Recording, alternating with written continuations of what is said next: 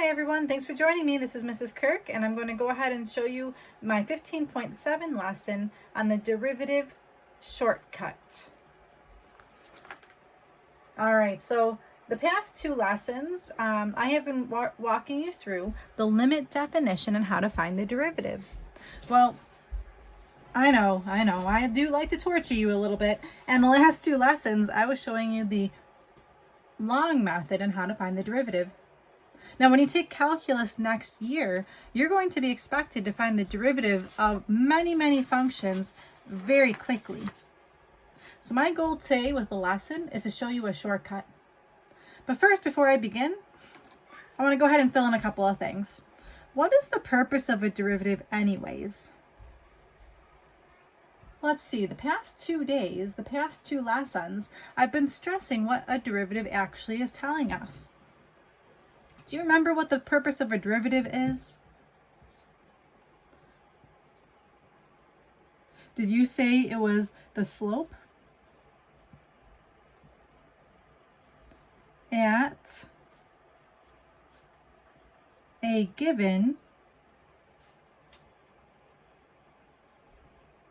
point of, what's that last word? Tangency. So this is our third day of dealing with derivatives, and I'm just trying to stress, I can't stress that enough, the purpose of a derivative is to find the slope of a tangent line. Here's my little fancy Nancy highlighter again, thanks to Ellie. Okay, so here we go with this very first question. Now, up until this point, if you've been keeping up with your homeworks, which I'm sure that you have, and keeping up with your notes, this is going to be the 7th or 8th time you've done one of these. So I hope you're getting a little bit faster with these. I want you to find the limit definition of the derivative of this function, 3x squared minus 4x. Okay, so here we go. I'm going to go ahead and, I would even recommend maybe pause the video, try to work it out, and then see if your answer matches. At this point, this is the same thing you've been doing for the past 2 days. I'm going to keep on going though. We got the limit as h approaches 0 of f of x plus h minus f of x over h.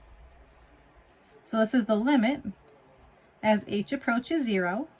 F of x plus h means to plug in x plus h. So it's 3 times x plus h squared minus 4 times x plus h. Then according to the formula, you subtract the original problem, which is 3x squared minus 4x. And it's all over h. Now we're going to use our exemplary algebra skills to go ahead and FOIL this out and combine some like terms. So I've got the limit as h approaches 0 of 3 times x squared plus 2xh plus h squared. I'm going to distribute the negative 4 to get negative 4x minus 4h. I'm going to distribute this negative sign at the end, minus 3x squared plus 4x, all over h. And again, I'm noticing some things can cancel out already. The negative 4x and the positive 4x can cancel out. So I have the limit as h approaches 0. I'm going to distribute the 3 to get 3x squared plus 6xh plus 3h squared. Bringing down the remainder here of negative 4h minus 3x squared, all over h. And again, if I'm moving too quickly, please utilize the pause button to get yourselves caught up. Okay, so what can cancel? The 3x squared on top and the negative 3x squared can cancel. I'm going to go ahead and conserve some space and work to the right here. So this is going to continue up here. I've got the limit as h approaches 0. This is the step where I would factor out my h. So I'm taking out h. I've got 6x plus 3h minus 4 all over h. What's the purpose of factoring out the h? Well, now I have an h on top and an h on bottom that can cancel. So I'm left with the limit as h approaches 0 of 6x plus 3h minus 4. The next step is to plug in 0 for the h. So now I've got 6x plus 3 times 0 minus 4. This simplifies to give me 6x minus 4. And what did I just figure out? That was the derivative of my function. So this is the derivative of f of x. And what's the point of a derivative? It can be used to find the slope at a given point. Well, in this particular question, did I give us a point to find the slope of? No, but just says use the limit definition to find the derivative. So I'm actually finished with the question. The derivative is 6x minus 4. Now my challenge to you right now is we're going to go ahead and I'm going to show you some problems here. We're going to slide this up. My challenge to you is to see if you can figure out the shortcut. So I'm going to go ahead and write down an original question with its derivative and see if in your mind as you're writing these down you can figure out what the shortcut really is. So before I actually give you my new examples, I just want to go through this one. This was my original function, 3x squared minus 4x. The derivative is 6x minus 4.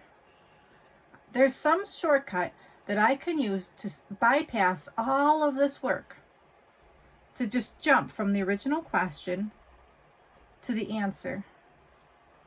So I want to see if you can figure out what that shortcut is with these next few examples.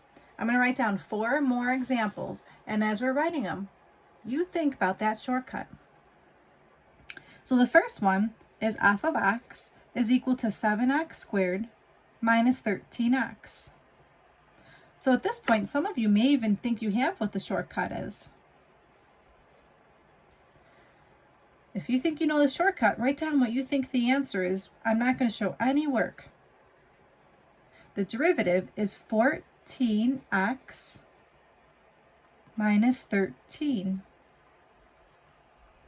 All right, maybe some more of you are figuring out what the shortcut is. Let's test your theory. Let's say the next one is f of x is equal to negative 5x to the 4th plus 3x squared. If I use the shortcut method, let's see, what could that derivative be? The derivative is negative 20 x to the 3rd plus 6x. Did you get it? All right, if you did. If not, here's another one. Try this one. If you think you have the pattern, if you know what the shortcut is, try this one. F of x equals 9x to the 5th plus 22x.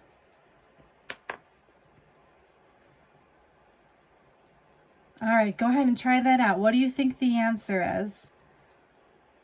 Can you find the pattern? What's happening? Did you guess that it was going to be 45 x to the 4th plus 22? Did you get it? Okay, one last problem. One last one to see if you've truly got it or not. Number 5. F of x equals x to the 6th minus 7x to the 4th plus 2x plus 3. Now before I give you my answer, I would really recommend that you pause the video and look back at the last few examples if you still haven't figured out what the pattern is. And just take 1 minute and see if you can figure out what the pattern is, and then really try your best on number 5. Go ahead, pause that video and try that out. All right, here we go. Did you guess that it was going to be 6 x to the 5th minus 28 x to the 3rd plus 2? That's the first derivative. All right, if you got that right, I'm so proud of you. And I'm going to go ahead and summarize this on the side. If you didn't get it right, hopefully this summary will help you figure this out.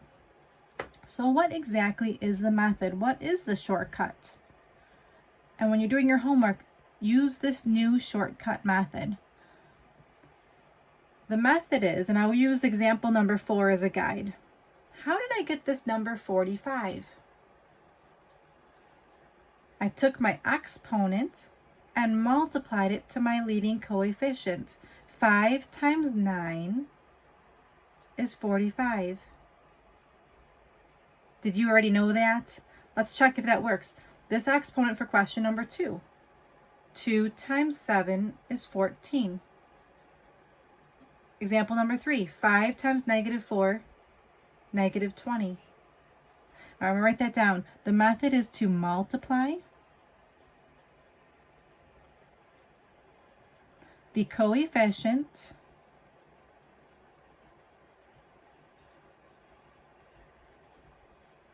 by the exponent.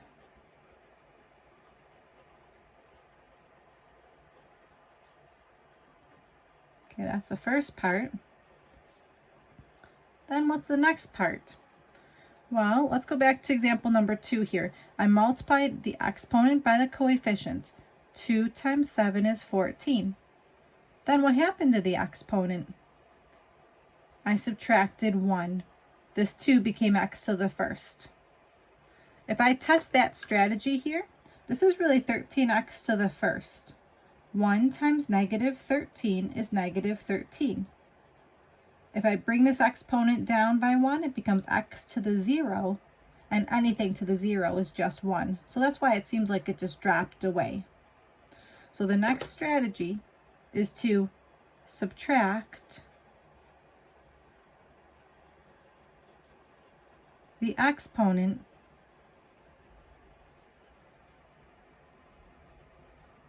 subtract the exponent by 1. Does that make sense? Or subtract 1 from the exponent.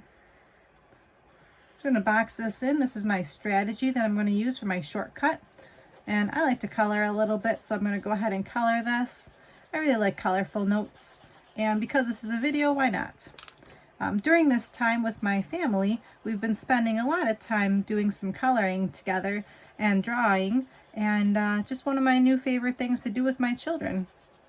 We have some really cool things that we've been coloring lately.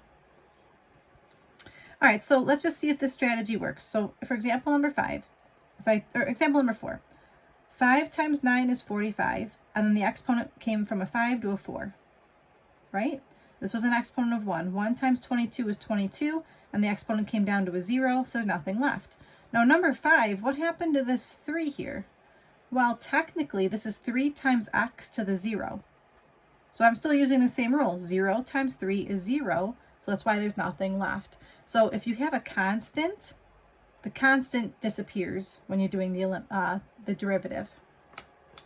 Okay, so here we go. I've got 2 shortcut questions to do with you today, and this is going to be what your homework will be like. The directions are to write the equation of the tangent line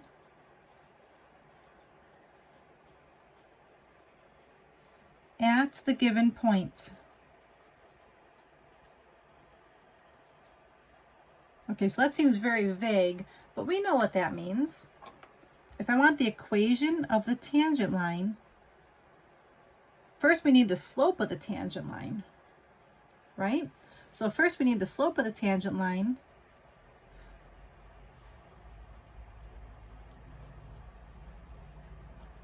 So you need the first derivative. All right, so here's my first example, number 6. F of x is equal to 4x squared plus 7x minus 2. So, and then at 1, 9. All right, so my goal is to find the equation of the tangent line, not just the slope, but the entire equation. Well, let's do this. First, we need the first derivative. And now I can use that shortcut to make this so much faster. 4 times 2 is 8. X to the first, because you decrease the exponent. Plus, this exponent's a 1. 7 times 1 is 7. And this becomes x to the 0. X to the 0 is just 1, so that just kind of drops. This is a constant, so the constant does not come down. That's the first derivative, 8x plus 7. So now what? Well, what would f prime of 1 be giving us? Let's see, 8 times 1 plus 7. That's 15. What was the point of me doing that? Well, the past couple days in notes, we've been stressing this. To find the derivative at a value, this is the slope at 1, 9. So now I have the slope. But the question wants the equation of the line. So I'm going to take this one step further. To find the equation of the line, I'll be using y equals mx plus b. Well, I know that based on this coordinate, this is x and this is y. So I can plug in 9 equals, the slope is 15, x is the number 1, plus b. What does b equal then? Subtract 15 to both sides, and b is -6. So what's my final answer? It's y equals the slope, which is 15x, and then plus b, so -6. So when you do your homework tonight, you're going to have a few questions to work on, and the essentials to the questions are find the first derivative using the shortcut, plug in your x value to find the slope, and then use that to figure out the equation. So my equation of my tangent line is the final answer. I've got one last question for us to practice, and for this one, I would see if you could challenge yourselves to write the whole thing out before I finish. So here's my last question for today. Number 7, f of x is equal to -x cubed minus 6x squared plus 5 at -6, 5. All right, I'm going to keep on going. And my challenge to you is to see if you can finish before I can finish. Or just pause the video and see if you can even finish it at all. So the first derivative, -3x squared. Multiplying this together is -12x to the first. This number is a constant, so I don't write it down. Then I plug in f prime of -6. I'm using -6 because that's what my x value is.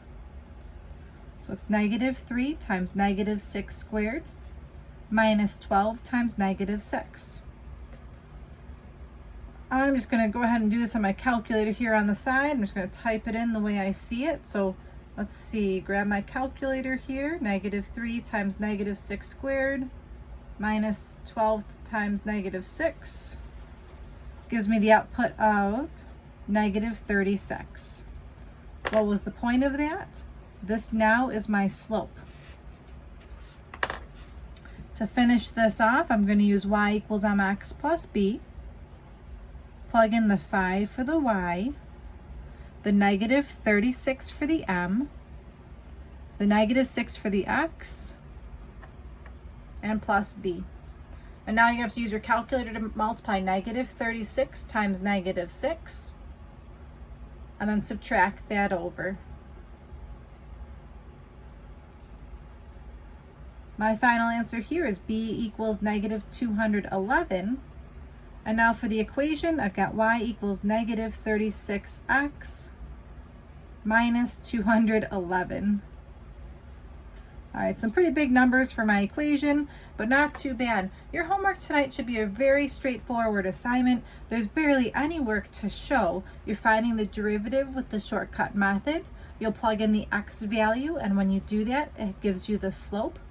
To find the equation, you're using y equals mx plus b. You're going to plug in your coordinate to figure out your b value. and then you write your equation. So your homework should be about 7 lines for each question that you have to do. All right, thank you so much for tuning in today. Here we go for our homework. It's going to be page 925, questions 18 through 20. So there's 3 questions to practice, and the answers are on page AN 104, or you can also look at your assignment sheet for the answer key. Thank you so much for tuning in today. This is Mrs. Kirk. Stay safe. Bye-bye, everyone.